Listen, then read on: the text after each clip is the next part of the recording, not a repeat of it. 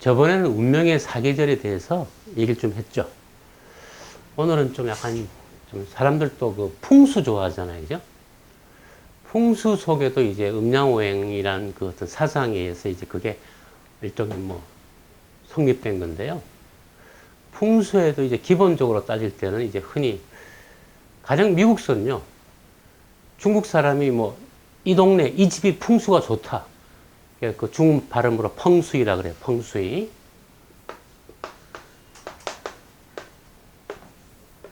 중국말로는 펑수이 이렇게 펑수이. 그래서 이게 뭐 펑수이가 좋다 이러면 집값이 막 엄청 올라가요. 참 좀 웃기기도 하고요. 이 풍수에는 크게 두 가지가 있는데요. 저는 풍수 전문가는 아니지만 그 기본 원리는 사실은 뭐 근본적으로 같은 건데요. 크게 두 가지가 있어요. 하나는 이제 뭐냐면 그 흔히 무덤 쓰는 거 있죠, 그죠? 무덤 쓰는 거, 무덤이 뭐냐면 망자의 집이죠. 망자가 들어가서 안식하는 집인 거죠. 우리는 지금 죽으면 영혼이 없어지고 뭐 이렇게 뭐 또 하늘날 간다든가 뭐 그런 식으로 그냥 시체는 그냥 이렇게 뭐 그냥 정신이 나간 거죠, 흔히. 옛사람들은 그 무덤을 중시했을 때 그 안에는 뭐가 있냐면 처음에는요, 고대 로마에서도 그랬고, 또 동양에서도 그랬고, 무덤 속에서 산다고 생각했습니다. 그래서 이제 망자를 위한 집을 지어주는 게 무덤이죠. 무덤. 그래서 무덤을 되게 중요시 했는데요. 특히 또 동양에서는 효사상 때문에. 무덤을 갖다가 좋은 무덤을 찾아서 뭐 하는 것 같다. 우리가 흔히 이제 풍수 중에서 음택이라 그래요. 음택. 음양할 때 음택. 망자, 망자의 집이라는 뜻이죠. 또 하나가 뭐냐면, 우리가 사는 집을 갖다가 이제 보통 살아있는 사람이 사는 집을 갖다가 양택.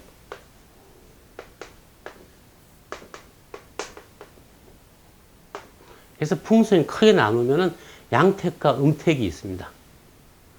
저는 사실 음택은요,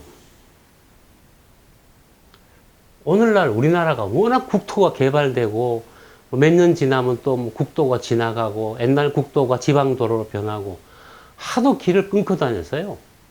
저는 과연 한국에 지금 좋은 무덤 쓸 만한 자리가 남아 있는가 싶을 정도로 뭐 온 우리나라 국토가 다 이렇게 다 들쑤셔 놨죠. 망자의 집은 좀 조용해야 되는데요. 온통 도로공사하고 뭐 굴착기 뚫고 포크레인 다니고 해서 그죠? 저는 음택은 좀 사실 제 스스로도 이렇게 음택에 대해서는 관심이 없습니다. 왜냐하면 망자가 죽으면은 사체가 돼서 그냥 이렇게 자연에 흡수되는 거죠. 저는 그런 식으로 생각하기 때문에 음택에 대해서는 별로 관심이 없는데요.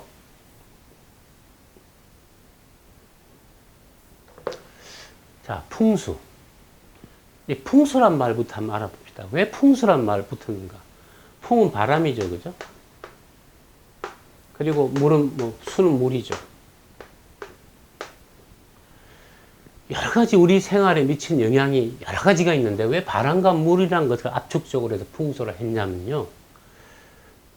젊은 분들은요, 봄날에 이렇게 찬바람, 더운 바람이 막 변하죠, 그죠? 수시로 막 공기가 기류에 따라서 특히 양력 한 4월 달에는 굉장히 그 기류 변화가 심합니다. 날씨도 많이 변하고 갑자기 흐렸다 갑자기 맑아졌다. 젊은 사람들은 찬바람 불었다가 더운 바람 불어도 별로 그다지 뭐 그냥 신경 안 쓰죠. 근데 우리 몸이 나이가 들면은 우리 몸이 항상 일정하게 체온을 유지해야 되는데 그걸 갖다 열을 항상 일정하게 유지하는 것 같아요. 열 항상성이라 그럽니다. 이 바람이 나이가 들면 우리 몸이 체온을 유지하는 것이 점점 어려워져요. 그래서 나이가 들면은 조금 찬바람 맞았는데 감기가 들 수도 있고요. 면역력이 떨어진다고도 말하지만 사실은 우리 몸의 열을 갖다 항상 일정한 체온을 유지하는 그런 우리 몸의 생리 기능이 떨어지는 거죠. 노화죠. 바람이 아주 요물인 거, 쉽게 말하면 체온을 갖다가 순간순간 변하게 만들거든요. 우리 몸은 순간순간 차지면은 오므라들고 더워지면은 팽창해서 또 더 더워지면 땀을 내고 이렇게 하게 돼 있는데, 그럼 우리 몸의 체온 변화를 일으키는 가장 큰 요인은 바람입니다. 영하 1도라 그래도 센 바람이 불면 체감 온도가 영하 7도, 8도가 내려가고, 영하 10도라 하더라도 바람이 안 불면 사실 그렇게 춥지가 않죠. 그죠?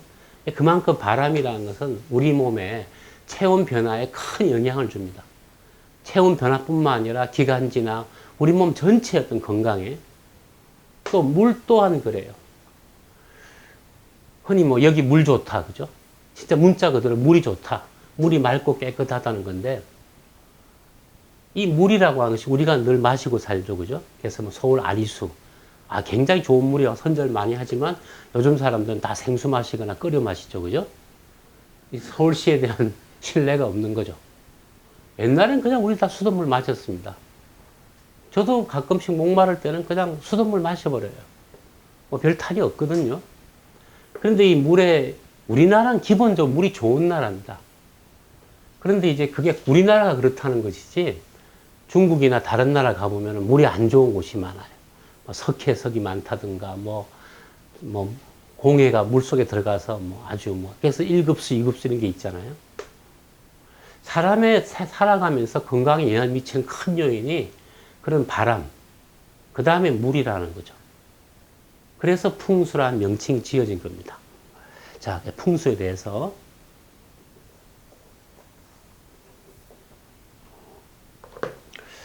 사실 풍수에 대해서 저는 양택풍수, 사람이 사는,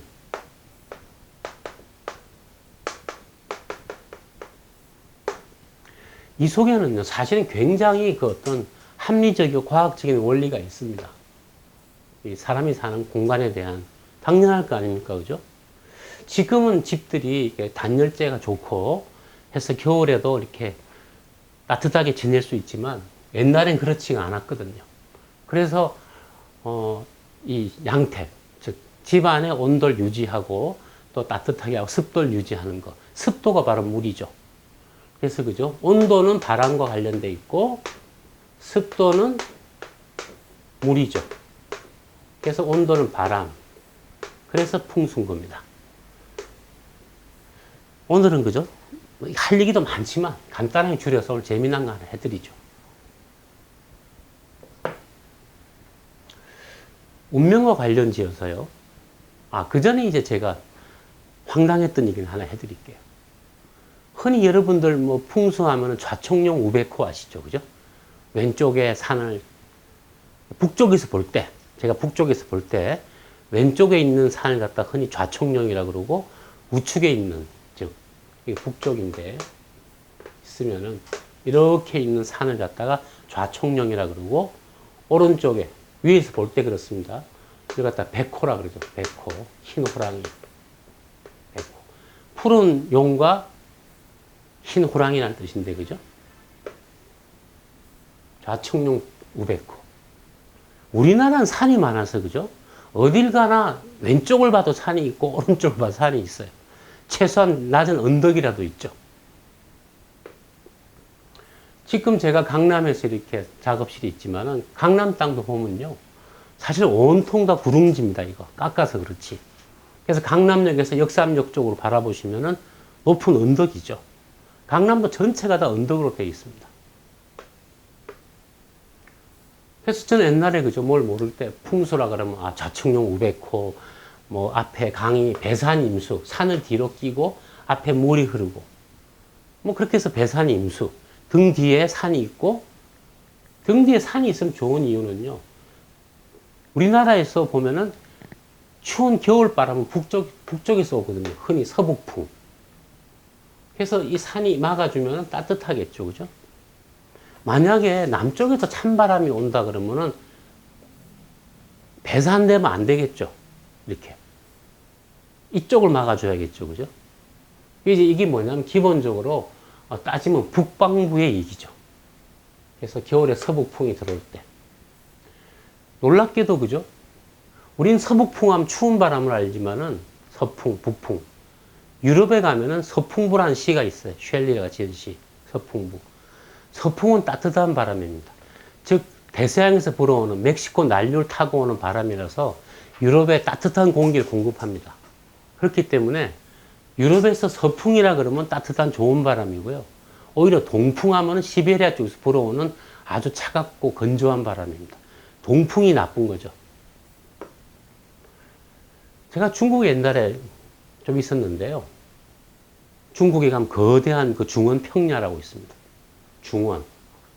흔히 소림사, 그죠? 중원. 거대한 평원입니다. 길이가 한 거의 800km, 800km 사방으로 된 거대한 평야인데, 그게 뭐냐면 원래 옛날에는 거기가 황하가 흘러나가면서 만들어진 일종의 삼각주입니다. 그게 모래로 이루어진 삼각주예요. 제가 중원을 갔었는데요. 중국에 지금 정저우나 소림사에 있는 정주나 중국 그 북방 지역이 바로 중원 평야입니다. 거길 갔었는데 기차를 타고요. 제가 1박 2일간 거의 한 40시간 정도 기차를 타고 달리는데 산을 하나도 못 봤어요. 그냥 일망무제로 다 뭐냐, 보리밭이고 유채밭, 유채꽃 심은 유채밭, 그죠? 기름 짜기 위해서. 뭐 그런 잡곡, 수수. 거대한 평원이에요. 가도 끊임없이 평원이에요. 처음에 기차 타고 가면 유채꽃을 봤어요. 굉장히 이쁘다 생각했는데 한 20분 보다 보니 질려요. 그래서 제가 이제 자리에 누웠어요. 아이고, 똥 깠구나. 제가 2시간쯤 누워있다가 좀 잤어요. 일어나서 좀 경치가 변했거니 하고 다시 내다보니까 아까 본 경치하고 똑같아요. 그냥 보리밭, 유채밭, 뭐 기타, 뭐 잡곡밭이에요. 제가 아주 질려버렸습니다. 자, 그런 땅에서는요, 풍수에서, 자, 좌청룡이 있을까요? 왼쪽을 봐도 평원이고, 오른쪽을 봐도 평원입니다. 뒤를 봐도 평원이고, 앞을 봐도 평원이에요. 물론 그 사이에, 그 밭 사이에, 그 밭두렁 사이에, 뭐 물길이 좀 있어요. 물을 끌어서. 그걸 임수라고 합시다. 자, 앞에. 물이 있다 칩시다. 좌청룡도 없고, 우백호도 없어요. 배산, 산이 없어요. 근데 놀랍게도 말이죠. 풍수라고 하는 것은 원래 우리나라에서 발전됐다기보다도 시작은 중국입니다. 좌청룡, 우백호 이 개념은 우리나라 풍수입니다. 그래서 거기서는 풍수를 어떻게 하냐면은 기본적으로 방위를 가지고 해요. 방위를 가지고. 이 좌청룡, 우백호, 그죠? 이런 것은 한국처럼 산이 많은 나라에서는 가능한 거지.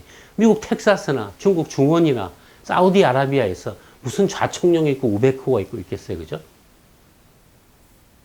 그래서 참 제가 황당했던 기억이 납니다.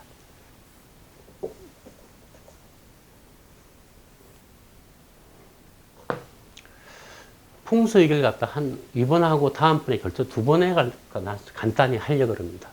오늘 얘기가 좀 이렇게 나가다 보니까. 양택풍수 다시 얘기하죠. 가령 풍수에서요. 자, 이게 집입니다. 집인데요. 여기 현관이 있다 칩시다. 현관, 이렇게. 현관에 들어서, 현관 밖에서요. 그죠? 가령 여기 안방이 있어요. 안방에 침대가 있어요. 이렇게 안방이 흔히 들여다보면은 이 프라이버시가 보호 안 되겠죠. 물론 그 사람이 오면 문을 갖다가 확인하고 지금 열어주지만. 침실은 이게 문이 있으면요. 들어가서 꺾어야지만 볼 수 있게끔 뭐 이렇게 침실이 놓여 있죠. 보통. 이런 게 다 풍수의 원리입니다. 이 원리는요. 사실은 지금 아파트에만 적용되는 게 아니고요. 옛날에 우리나라 지금 시골에 가면 그죠? 자, 이 마을이 있어요. 이렇게 마을이 있는데 이 마을입니다. 마을 어구의 입구에 보통 이렇게 큰 나무가 하나 있죠. 이렇게 나무가. 보통 이 나무에서 재를 지내기도 하고 뭐 하여튼 나름 신령한 나무가 한 큰 느티나무라든가 큰 나무가 하나 있죠. 그런데 말이죠. 옛날에 우리나라 동네를 가보면은 동네 입구에서 마을까지 이게 직선도로로 되어 있지가 않고 보통 길이 구불구불 되어 있습니다. 이거 왜 이렇게 하냐면요. 바로 안방을 들여다볼 수 없게끔 하는 겁니다. 즉, 이 마을이 어떤가를 들여다보기 위해서는 가서 이 나무를 지나서 들어가야지만 마을 전체 모습이 보입니다. 일종의 마을 자체가 이 바깥 사람에 대해서 일종의 프라이버시를 갖다가 지금 지키기 위해서 있던 거죠. 이 나무 자체도 하는 역할이 뭐냐면요. 식당 이런 데 가시면은 문 열려 있지만 앞에 이렇게 그물 같은 거, 즉 이렇게 망이 쳐져 있죠. 그래서 바로 식당 안이 보이지 않도록 하죠. 안에서는 바깥을 볼 수 있으나 바깥에서는 안을 못 보도록 하죠. 이 나무가 하는 역할이 바로 그런 역할입니다. 그래서 이 마을의 모습을 나름대로 보호한다는 거예요. 지금은 뭐 사실 우리나라 어딜 가도 안전하잖아요. 그렇지만 옛날에는 산적이 지나가다가 하여튼 또 적이 쳐들어왔을 때 이 마을이 탁 멀리서 볼 때 좀 돈이 있어 보이면 쳐들어가서 약탈하겠죠. 그래서 그죠? 이 마을이 어떤 모습인지 갖다가 보여주기 싫었던 거예요. 이런 원리들이 다 뭐냐면 오늘 아파트 속에 현관에서 안방이 보이지 않도록 하는 이치나 옛날에 마을 입구에서 이 마을이 들여다보지 않도록 이렇게 나무도 가리고 또 길이 꺾어지면서 숲을 통해서 그렇죠. 이렇게 숲을 통해서 마을을 갖다 좀 가립니다. 저기 마을 같긴 한데 마을의 일부만 보이게끔 그 원리는 사실 똑같은 겁니다. 풍수의 원리라는 것은 양택 풍수의 원리라는 것은 나름대로 그런 어떤 굉장히 합리적인 이유가 있습니다.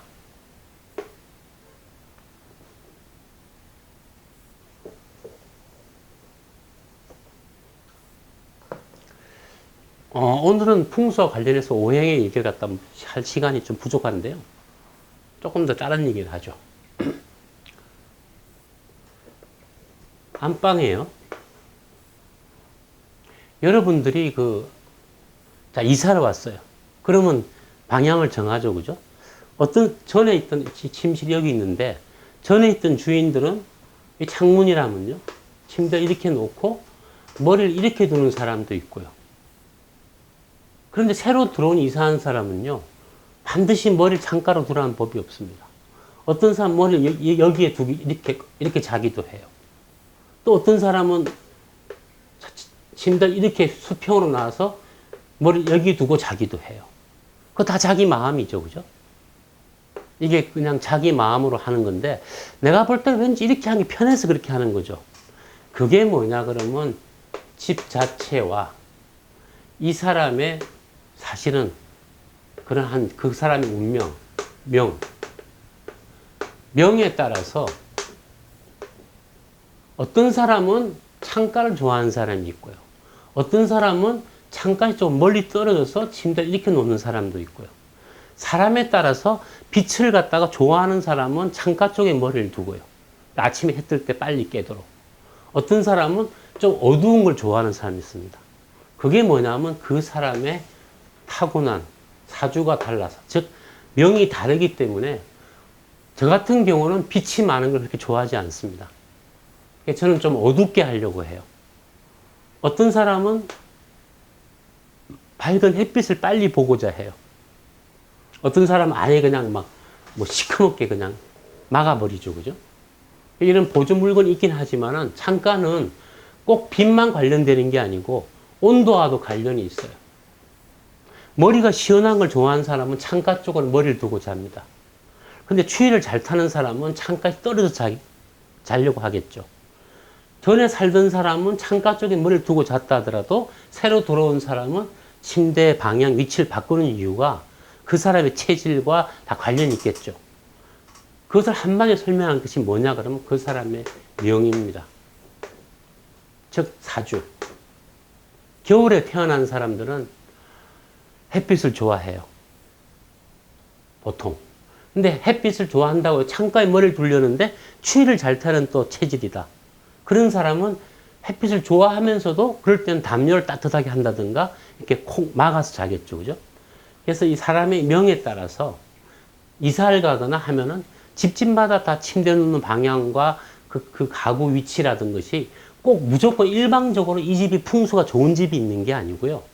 그 사람의 명과 그 집이, 즉, 그 사람의 팔자와 그 집이 맞게끔 조정을 보는 겁니다. 일방적으로 여기가 무조건 이렇게 침대를 놔야 된다. 그런 거 없습니다. 다 자기에 맞게끔 해야 되는 거예요. 무슨 말인지 아시겠죠? 자, 다음에 하겠습니다.